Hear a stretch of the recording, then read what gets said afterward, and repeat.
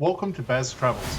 After driving 14,826 kilometers through 24 states and Washington DC, I've seen rocket launches to the Grand Canyon and Hoover Dam. I've explored Route 66, ghost towns, deserts, snow, and beaches on both coasts. From Vegas casinos to Alcatraz, the White House to Hollywood. Join me for a journey of the ordinary and the extraordinary. Loading destination. Simulation starting in 3, 2, 1.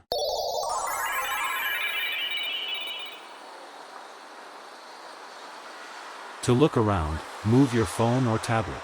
Click and drag if on a computer or move your head if using a VR headset. Please like and subscribe. Chicago did not begin as a major city, it began as a strategic point.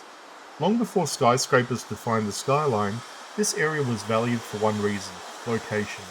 The land here sits at a natural connection between the Great Lakes and the Mississippi River system. For early traders and explorers, that made it one of the most important transport corridors in North America. In the late 1600s, French explorers arrived and recognized that advantage immediately. A short portage between waterways allowed goods to move from the Atlantic towards the interior of the continent. What existed here at the time was not a city, but a crossing point, a place of movement, not permanence. Chicago was officially incorporated as a city in 1837. At that point, it had a population of just over 4,000 people. What followed was not small growth. It was explosive expansion driven by infrastructure. Railroads changed everything. By the mid-1800s, Chicago had become the central rail hub of the United States. Lines stretched east to New York, west towards the frontier, and south into agricultural regions. Goods, livestock, and people all flowed through this point. The city did not just grow, it accelerated. Then came one of the most defining events in its history. In 1871, the Great Chicago Fire burned through a large portion of the city. Thousands of buildings were destroyed, and much of the central area was left in ruins.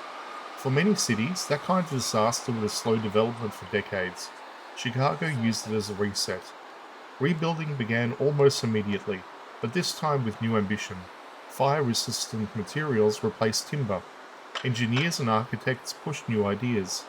Out of that rebuilding phase came one of Chicago's most important contributions to the modern world, the skyscraper.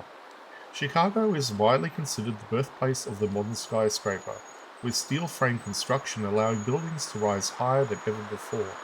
This was not just about height, it was about efficiency, density, and the ability to reshape urban space vertically.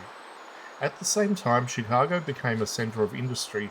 Stockyards, manufacturing plants, and warehouses turned the city into an economic powerhouse. Meatpacking operations here supplied large parts of the country. Grain, steel, and machinery moved through Chicago at a scale that few other cities could match. By the early 20th century, Chicago was firmly established as one of the most important cities in the United States. It also became a city defined by movement. The Chicago River was engineered in one of the most ambitious infrastructure projects ever attempted. Its flow was reversed to protect the city's drinking water from pollution. That decision reshaped how the city interacted with its environment, and remains one of the most unusual engineering solutions in urban history. Culturally, Chicago developed just as rapidly. It became a center for blues and jazz, shaped heavily by the Great Migration, as African American communities moved north and brought new musical traditions with them.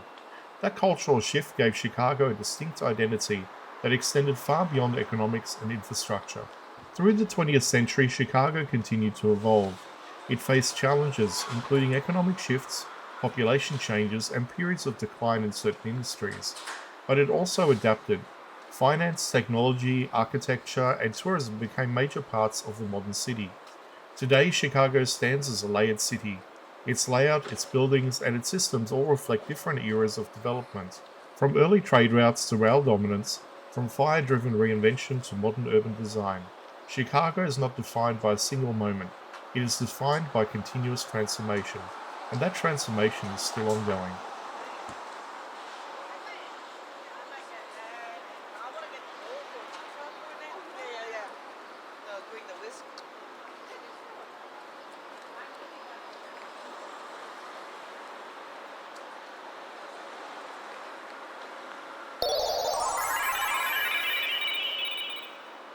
Simulation terminated. Please comment, like and subscribe.